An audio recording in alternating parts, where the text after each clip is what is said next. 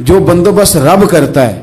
آزمائش آ جاتی ہے, بڑے بڑوں پہ آ جاتی ہے, لیکن بعض اوقات بڑی تکلیف ہوتی ہے جب اس بندے کو لوگ کٹہرے میں کھڑا کر دیں جس کا جرم ہی کوئی نہیں, اس شخص سے لوگ سوال جواب شروع کر دیں جس بیچارے کے خیال میں بھی وہ بات نہیں. پھر وہاں وضاحتیں دینا, نہ کردہ گناہوں کی وضاحتیں دینا, یہ بڑا بوجھ بنتا ہے, بڑی تکلیف ہوتی, اور لوگ کرتے ہیں یہ کام. پھر اللہ تعالیٰ جب بندوبست فرمائے, صحیح بخاری میں حضرت جریج کا ذکر فرمایا.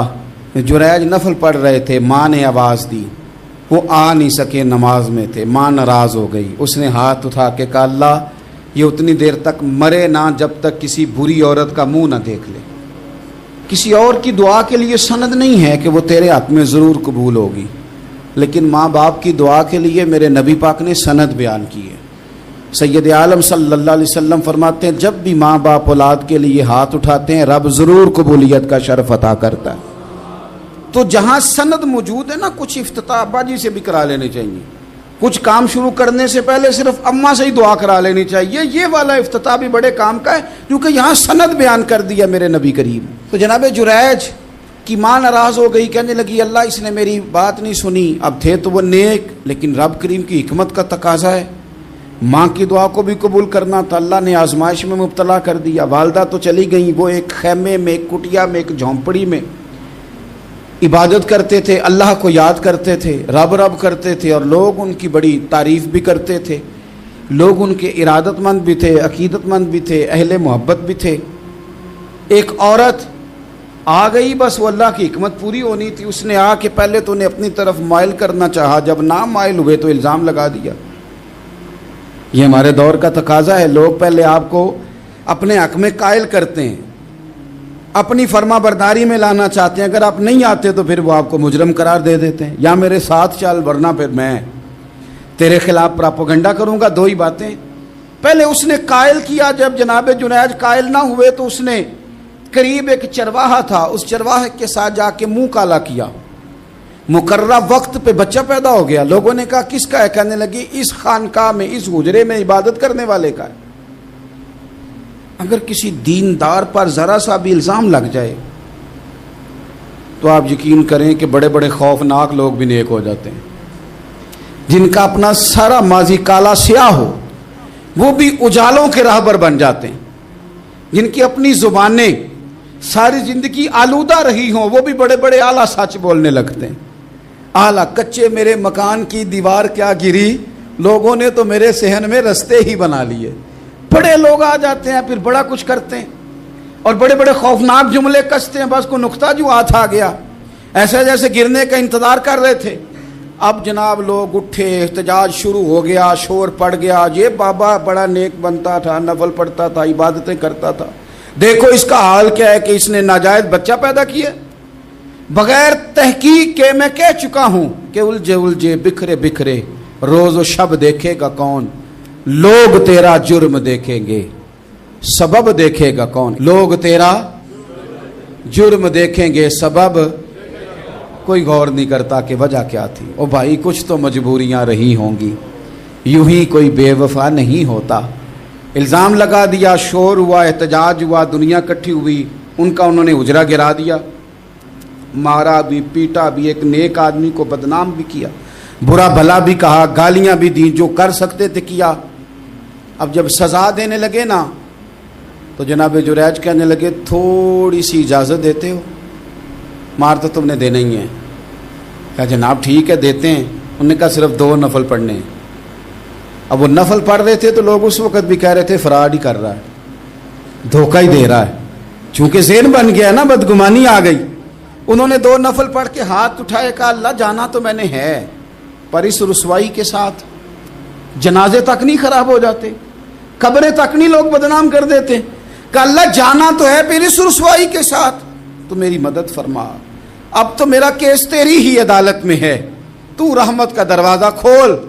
ہاتھ اٹھائے, دعا مانگی, نفل پڑھے, پورے مجمع پہ نظر دوڑائی, کوئی نہیں تھا سپورٹ کرنے والا.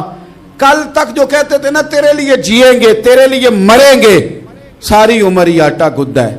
لکھاں کیتے نہیں پیڑے, اب وقت آیا ہی تے محمد بخشا کوئی نہیں ہو بیٹھا نیڑے, ایک بندہ بھی نہیں تھا, ووٹر سپورٹر ساتھ دینے والا کوئی نہیں تھا.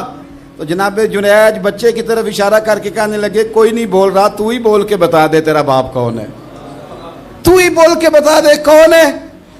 اللہ اکبر. میرا رب جب چاہے تو بچے بولتے ہیں, رب چاہے تو گونگے بولتے ہیں, رب جب چاہے تو پھر پتھر بھی بولتے ہیں. جب کہا نا تو ہی بتا تو بچہ بولا اور بول کے کہنے لگا میرا باپ جریج نہیں, میرا تو وہ ہے جو بکریاں چرانے والا ہے, وہ میرا باپ. جب رب کریم نے توفیق دی تو بچہ بول پڑا. جب رب بندوبست کرتا ہے کسی کی عزت کی حفاظت کا تو پھر کوئی اسے رسوا کر سکتا. یاد رکھنا جب رب محافظ ہو تو پھر لوگوں کا پراپوگنڈا وہاں کچھ کر سکتا. لوگ کئی دفعہ بڑا گہرا جال بنتے ہیں, سازش کا رنگ بڑا گہرا ہوتا ہے, عام سادے آدمی اس کو سمجھ نہیں پاتے, اس پراپوگنڈے کا حصہ ہو جاتے ہیں, انہیں پتہ ہی نہیں چلتا یہ بات دراصل کیا کی جا رہی ہے. یہ کتنی گہری حسد کی آگ ہے جس کو لوگ بغض کے ساتھ ہوا دے رہے ہیں, اپنی عداوت کے ساتھ اس کو زیادہ جلا رہے ہیں. حضرت سیدنا عائشہ صدیقہ رضی اللہ تعالیٰ عنہ بیان کرتی ہیں, اور لطف کی بات یہ بھی بخاری میں موجود ہے. میں نے جناب جنید کا قصہ عرض کیا تو بخاری سے, یہ عرض کر رہا ہوں تو بخاری سے. یہ واقعہ میں حضور کی امت کے کسی ولی کا بیان کرتا تو لوگوں نے کہنا تھا ہماری سمجھ میں نہیں آتا. بعض لوگوں کا خیال ہے کہ داتا صاحب کی کرامت بھی نبی پاک کی بیان کریں. او خدا کے بندوں کو خیال کرو, داتا صاحب تو کئی سو سال بعد آئے ہیں, وہاں اگر کوئی کرامت ہوگی تو حضور بیان کریں گے. اگر نبی کریم نے پچھلے بنی اسرائیل کے ولیوں کی کرامتیں بیان کر کے تمہیں بتائی ہیں تو اس کا معنی یہ ہے کہ اگر وہاں اللہ یہ شان عطا کر سکتا ہے تو تم تو امتوں کی سردار امت ہو, ان پر تو نیرا فضل ہے, تم پر تو رب کا فضل کبیر ہے. تو بس لوگ سمجھنے کو تیار نہیں, پچھلوں کی مان لیتے ہیں.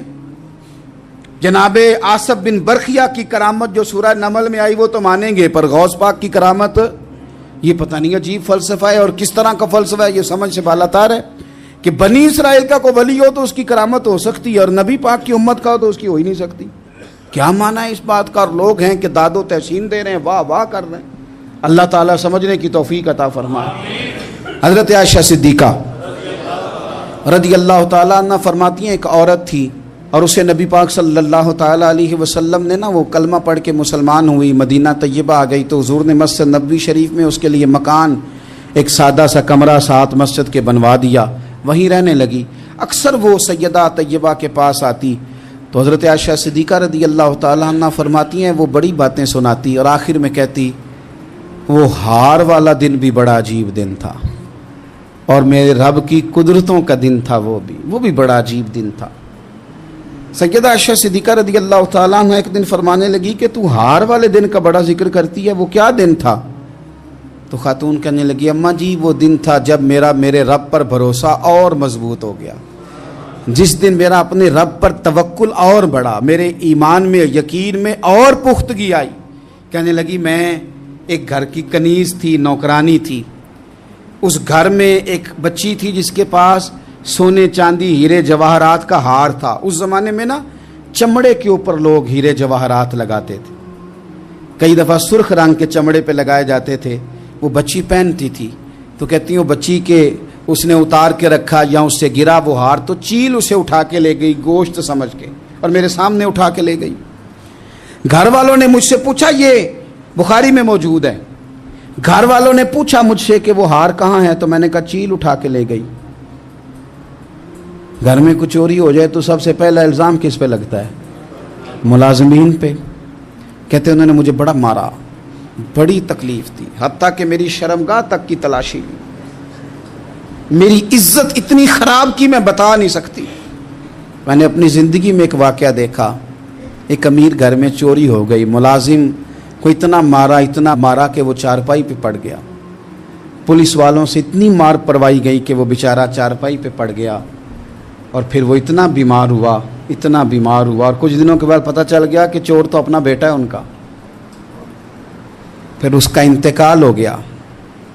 اب وہ سیٹھ صاحب اور گھر والے آ کے نا مرنے والے کے کان میں معافیاں مانگ رہے ہیں, کان میں. تو میں نے ان سے پھر کہا تھا کہ یہ تو اب چلا گیا ہے، تمہارا زور چلتا تھا نا، تو تم نے قانون خریدا اور تم نے اسے جتنا ہو سکا تم نے اسے مار پڑوائی، تمہارے پاس جو عدالتیں تھیں تم نے وہاں کارروائی کی، اب ایک عدالت قیامت کے دن لگے گی۔ یہ کمزور تھا نا، کچھ کر نہیں سکا۔ میرے نبی پاک صلی اللہ علیہ وسلم نے فرمایا سن لو، اگر سینگ والی بکری نے بغیر سینگ والی بکری کو تکلیف دی ہوگی نا تو قیامت کے دن اسے بھی بدلہ دینا پڑے گا کہ تیرے پاس سینگ تھے اور تو نے اسے مارا تھا۔ وہ خاتون عرض کرتی ہے سیدہ عائشہ کی خدمت میں کہ مجھے بڑا مارا، مجھے تکلیف دی، میں کہہ رہی تھی کہ میرے سامنے چیل لے گئی ہے پر وہ نہیں مان رہے تھے، اماں جی انہوں نے مجھے بڑا مارا۔ حضرت عائشہ صدیقہ کہتی ہیں پھر کیا ہوا؟ کہنے لگی اماں جی جب کوئی میرا مددگار نہ رہا، مجھے تکلیف دے رہے تھے، رسوا کر رہے تھے، تو میں نے اپنے رب سے مدد چاہی، میرے رب کی طرف میں نے توجہ کی، میں نے کہا مالک اب تو ہی میرا مددگار ہے۔ کہتی ہے وہ مجھے مار رہے تھے تو وہ چیل جو ہار لے گئی تھی وہی لے کے واپس آ گئی، اور ہمارے سروں کے قریب لا کے اس نے جب اس ہار کو پھینکا، وہ مجھے چھوڑ کے سائیڈ پہ ہوئے، وہ میری بے گناہی جان گئے، لیکن آپ کو بتاؤں اس دن سے میرا اپنے رب پر یقین اور بڑھ گیا۔ مجھے سمجھ آ گئی کہ جب انسان پورا ٹوٹ جاتا ہے اور جب کوئی چاروں جانب اس کا مددگار نہیں ہوتا تو رب تو ہوتا ہے نا، اللہ تو اس کا مددگار ہوتا ہے نا، وہ تو پھر اپنے اس بندے کی مدد کرتا ہے نا، پھر وہ تو توانائی دیتا ہے نا، وہ تنہا نہیں چھوڑتا، وہ تو آنسوؤں والوں کے آنسوؤں پہ بڑا کرم فرماتا ہے، وہ تو قسم پرسی میں آ جاتا ہے، اس کی رحمت بڑھ کے استقبال کر لیتی۔ تو بھائی جب آپ پر اللہ کی حکمت کے تقاضے پورے ہونے لگیں اور زندگی میں کبھی کوئی ایسا وقت آئے کہ آپ محسوس کریں کہ تنہا رہ گئے ہیں اور کئی اپنے بھی مخالفین کی جماعت میں نظر آنے لگے ہیں، تو اس وقت پھر دل، روح، زبان اور ذہن کو یکجا کر کے سمجھ لینا کہ جب ساری دنیا ساتھ چھوڑ جاتی ہے تو رب کی رحمتیں اس وقت بھی ساتھ رہتی ہیں اور اللہ کی مدد اس وقت بھی بندے پہ کرم نوازی کرتی ہے۔ ایک اور حدیث سنیں، لطف کی بات یہ ہے یہ بھی بخاری میں ہے، یہ بھی واقعہ بخاری میں ہے۔ اللہ اکبر۔ ایک شخص نے نا ایک بندے سے قرض مانگا، اس نے کہا مجھے قرضہ دو۔ وہ کہنے لگا کہ کتنا قرضہ؟ اس نے کہا 1000 دینار۔ دینار سونے کا ہوتا تھا، درہم چاندی کا ہوتا تھا۔ 1000 دینار چاہیے۔ اس نے کہا کوئی گواہ ہے تیرے پاس؟ غریب کا گواہ بھی کوئی نہیں بنتا، کبھی الجھ جائے نا کوئی بندہ تو کئی اپنے بھی کہہ دیتے ہیں کہ ہم اس کے قول فعل کے ذمہ دار نہیں ہیں۔ ایک غریب آدمی کو قرض کی ضرورت پڑ گئی، 1000 دینار چاہیے۔ میں کہہ چکا ہوں کہ درہم چاندی کا ہوتا تھا، دینار سونے کا، اب 1000 دینار لینا ہے۔ تو جس بندے سے اس نے کہا، اگرچہ وہ نیک بندہ تھا، اس نے کہا یار 1000 دینار دے دو، تو کہنے لگا کوئی گواہ ہے تیرے پاس؟ وہ کہنے لگا غریبوں کا گواہ کون ہوتا ہے؟ ہاں ایک گواہ ہے۔ کہا کون؟ کہا میرا رب، وہ تیرے اور میرے بیچ گواہ ہے۔ اس نے کہا کوئی کفیل، اگر تو پیسے نہ دے سکے تو وہ بعد میں دے دے، یا تجھے کچھ ہو جائے تو وہ دے دے۔ اس نے کہا کفیل بھی میرا اللہ ہی ہے، میرے پاس اگر ہے تو رب کریم کا نام ہے، اگر اعتماد کر سکتا ہے تو کر لے۔ بندہ نیک تھا، اس نے کہا رب کے نام پہ، رب کی کفالت پہ، اللہ کو گواہ بنا کے میں تیار ہوں تجھے 1000 دینے کو۔ اس نے 1000 دینار دے دیا، وقت واپسی کا طے ہو گیا، وہ چلا گیا پیسے لے کے۔ اس نے پوری محنت کی کہ میں نے وقت پہ پیسے لوٹانے، پوری محنت بھی کر لی، اللہ نے مدد بھی کر دی، پیسے بھی اس تاریخ کو اسے مل گئے۔ بعض لوگوں کا تو لوٹانے کا دل ہی نہیں نہ ہوتا۔ فرمایا حدیث پاک میں کہ تو لوٹانے کا ارادہ کر، رب تیری مدد بھی فرمائے گا۔ لیکن یہاں بہت سارے لوگ کہتے ہیں خیر ہے، ارادہ ہی نہیں، تو پھر جس طرح کا بندے کا گمان ہو رب بھی اسی طرح کا معاملہ فرماتا ہے۔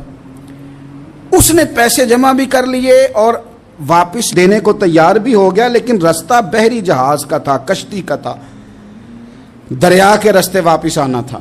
اب وہ جب آ گیا دریا کے کنارے تو بڑی کوشش کی، پر وہاں اسے کوئی کشتی نہیں ملی۔ وقت پہ پیسے لوٹانے ہیں، سفر کرنا ہے، اب سواری میسر نہیں ہے۔ سوچ سوچ کے پریشان تھا کہ میں نے تو اللہ کے نام پہ لیے۔ اچانک دل میں ایک تجویز آئی، اس نے ایک لکڑی لی، لکڑی کو اندر سے کھولا، 1000 دینار اس میں بھرا۔ بخاری پڑھ رہا ہوں، اور ساتھ ایک خط بھی لکھا کہ یار میں پیسے پہنچانا چاہتا تھا پر مجھے کوئی چیز نہیں ملی دریا کے اس پار آنے، اللہ کے نام پر تیری طرف روانہ کر رہا ہوں۔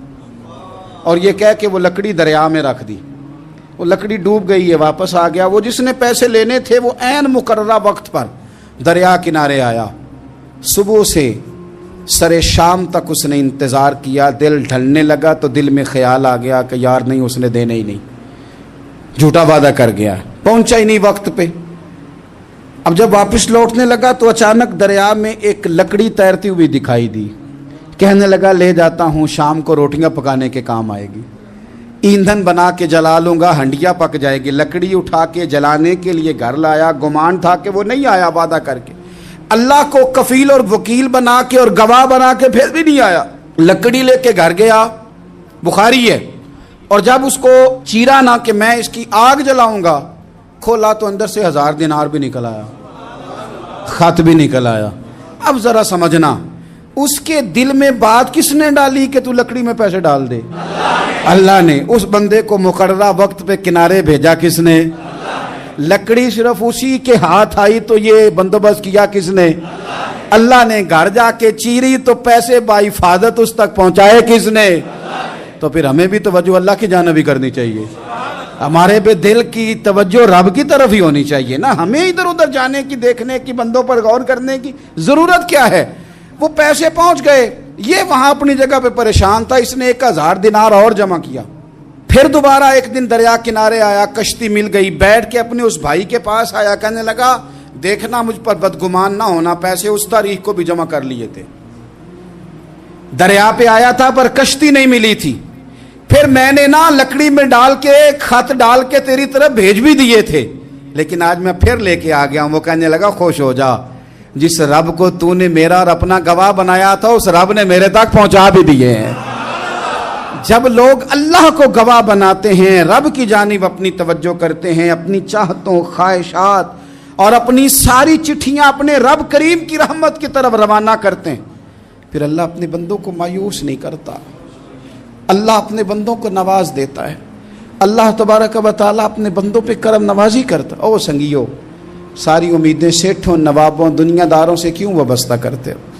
ساری توجہات کا مرکز کیوں ان لوگوں کو بناتے ہو جو تمہیں دنیا میں مضبوط نظر آتے ہیں؟